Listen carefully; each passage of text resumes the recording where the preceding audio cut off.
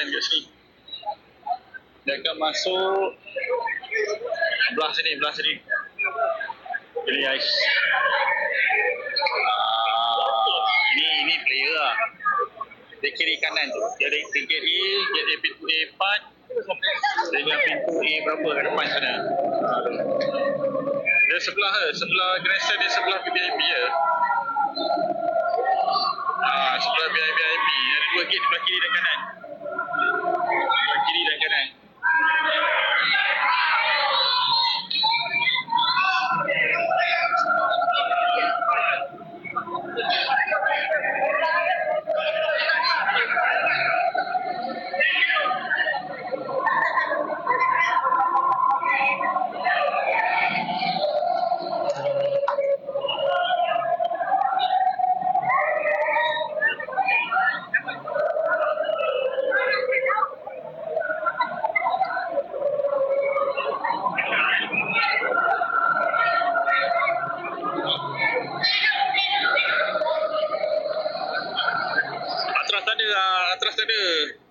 Atras boykot weh. Atras boykot.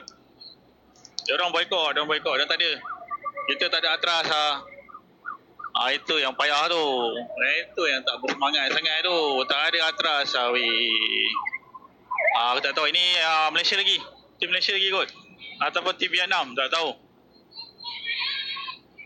Rasa tim Vietnam ni. Vietnam sampai.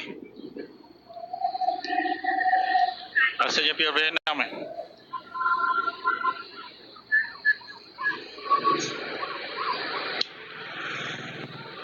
Vietnam akan sampai.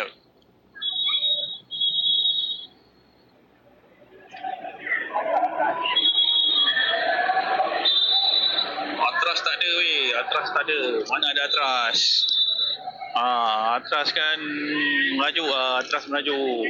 Tak tahu kenapa kan. Sebab maybe itu pasal case player tu lah. Okay. Player Vietnam sampai. Player Vietnam sampai. Vietnam guys. Vietnam